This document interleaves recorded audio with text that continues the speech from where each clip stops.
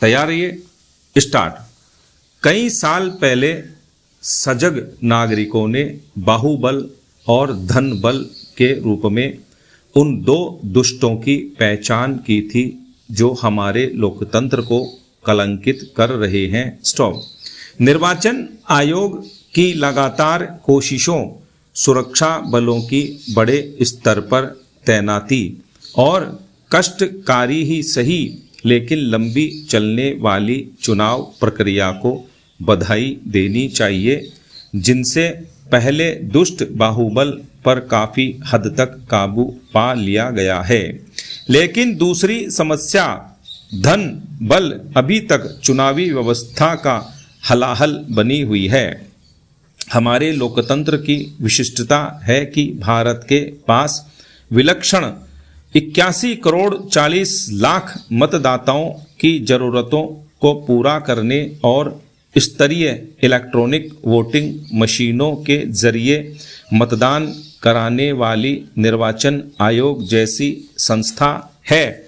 फिर भी आबाद खर्च तथा मतदाताओं को लुभाने वाले नग्न तरीके न सिर्फ जारी हैं बल्कि इन्होंने खतरनाक रूप धारण कर लिया है। स्टॉप।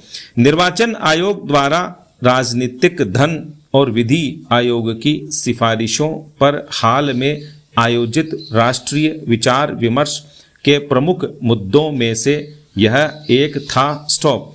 भाग लेने वालों ने जिन मुद्दों को उठाया उनमें से एक था राजनीतिक दलों की फंडिंग और पार्टियों तथा उम्मीदवारों द्वारा चंदा जमा करने से संबंधित वर्तमान कानून। स्टॉप। समस्या कितनी बड़ी है इसका अंदाजा तब लगाया जा सकता है जब कोई व्यक्ति समझे कि देश में राजनीतिक दलों को मिलने वाले धन का बड़ा हिस्सा अज्ञात स्रोतों से आता है। स्टॉपेरा। चुनाव से जुड़े सभी मुद्दों पर मतदाताओं को जागरूक करने में प्रशंसनीय भूमिका निभाने वाले association for democratic rights ADR ने राजनीतिक दलों की फंडिंग पर हाल के अध्ययन में कहा है कि अज्ञात स्रोतों से 20,000 रुपये से अधिक के चंदे की मात्रा 435.85 करोड़ रुपए या राजनीतिक दलों को मिलने वाले कुल धन का महज 9% है। स्टॉप। अन्य ज्ञात स्रोतों से प्राप्त आय 785.60 करोड़ रुपए यानी 16% है, लेकिन राजनीतिक दलों द्वारा आय के अज्ञात स्रोतों से एकत्र धन 3,674.50 करोड़ रुपए या कुल धन का 75% है। स्टॉप। जन प्रतिनिधित्व अधिनियम ने उन चंदों की सीमा तय की है जो राजनीतिक दल किसी व्यक्ति या संस्था से स्वीकार कर सकते हैं। वैसे अन्य कानूनी प्रावधान राजनीतिक दलों और संस्थाओं पर कुछ अंकुश लगाते हैं। उदाहरण के लिए पार्टियों द्वारा एकत्र किए जाने वाले धन की कोई ऊपरी सीमा नहीं है, लेकिन कोई कंपनी राजनीतिक दलों को पिछले 3 सालों के औसत शुद्ध लाभ के 7.5% से अधिक धन चंदे के तौर पर नहीं दे सकती। यह भी सिर्फ तब ही हो सकता है जब कंपनी के बोर्ड की संपुष्टि हो। स्टॉप। वैसे सरकारी कंपनियों को इस तरह के राजनीतिक चंदे देने से अलग रखा गया है। स्टॉप। पैरा। इसी तरह एक कानून राजनीतिक दलों को मिलने वाले विदेशी चंदों पर रोक लगाता है। स्टॉप। अन्य लोकतांत्रिक देशों के कानून में भी इस तरह के प्रतिबंध हैं। स्टॉप। इस मुद्दे की जांच कर चुनाव सुधारों पर अपनी 255वीं रिपोर्ट में भारत के विधि आयोग ने पाया है कि ब्रिटेन में राजनीतिक दलों को व्यक्तिगत या कंपनी के चंदों की सीमा नहीं है, लेकिन वहां भी विदेशी चंदे पर प्रतिबंध है। स्टॉप। जापान में भी विदेशी चंदों पर रोक है। स्टॉप। दूसरी तरफ ऑस्ट्रेलिया में व्यक्तियों या कंपनियों पर इस तरह की सीलिंग नहीं है। स्टॉप। न ही विदेशियों, ट्रेड यूनियनों या सरकारी ठेकेदारों से चंदा लेने पर कोई प्रतिबंध है। स्टॉप। वैसे कानून बेनामी चंदों पर रोक लगाता है। स्टॉप।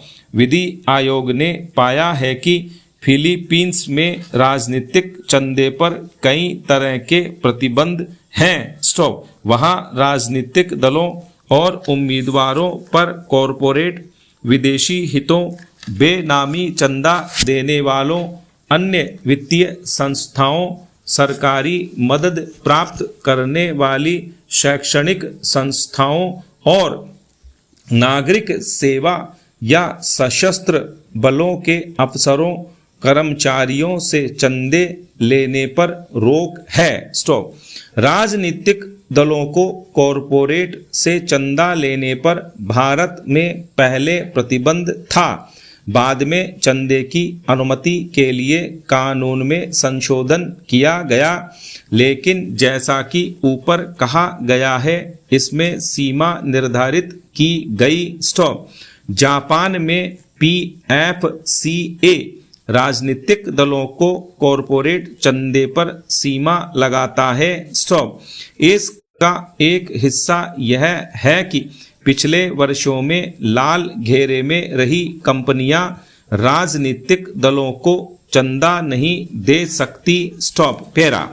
राजनीतिक फंडिंग पर ADR का विश्लेषण स्थिति की गंभीरता को दिखाता है और जब तक इसे दूर नहीं किया जाता है, स्वतंत्र और निष्पक्ष चुनाव के दावे कम विश्वसनीय कहे जाएंगे। स्टॉप। जन प्रतिनिधित्व अधिनियम RPA की धारा 29C में गड़बड़ी का मुख्य स्रोत है, जिसमें किसी पार्टी को 20,000 रुपये या इससे कम चंदा देने वाला व्यक्ति अज्ञात रह सकता है। स्टॉप।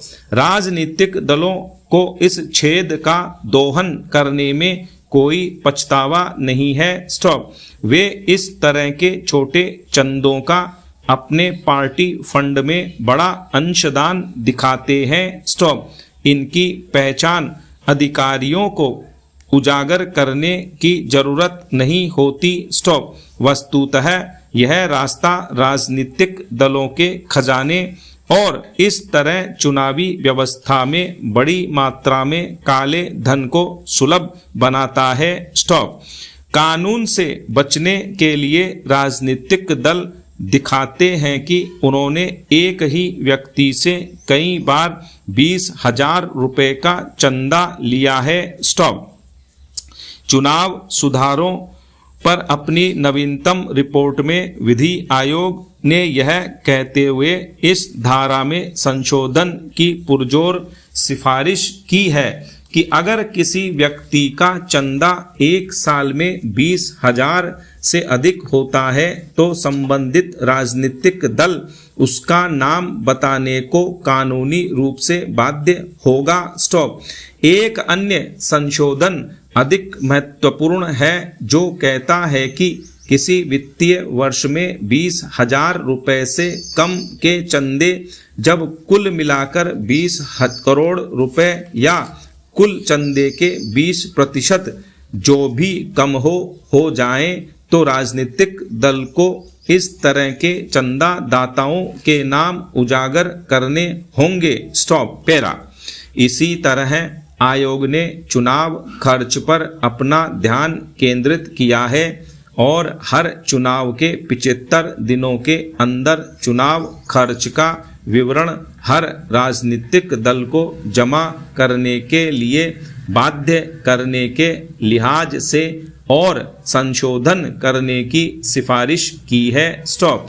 इस बात पर भी जोर देने को कहा है कि राजनीतिक दलों द्वारा किए जाने वाले सभी चुनावी खर्च के भुगतान चेक या ड्राफ्ट से ही किए जाएं, नकद नहीं। स्टॉप। विधि आयोग की इन सिफारिशों का राष्ट्रीय विचार विमर्श के दौरान सभी ने पूरी तरह समर्थन किया। स्टॉप।